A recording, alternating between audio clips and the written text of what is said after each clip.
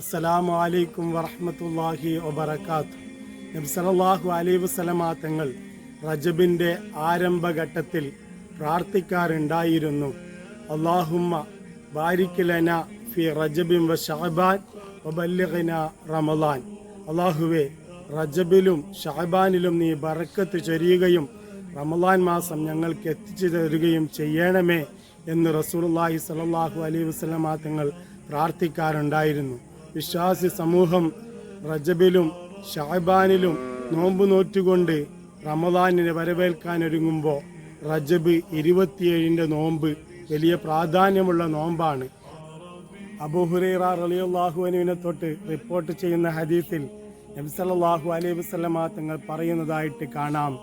മൻ സാമ യൗമ 27 മിൻ റജബിൻ കതബല്ലാഹു ലഹു സിയാമ 60 ശഹ്റ.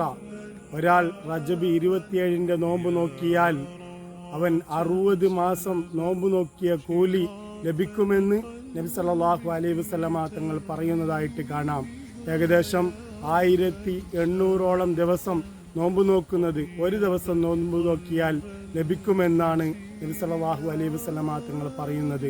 അള്ളാഹു സുഹൃതങ്ങൾ വിളയിക്കാൻ ഈ മാസത്തിലും ഇനിയുള്ള മാസത്തിലും തൗഫീഖ് നൽകട്ടെ. അസ്സലാമു അലൈക്കും വറഹ്മത്തുള്ളാഹി വബറകാതുഹു.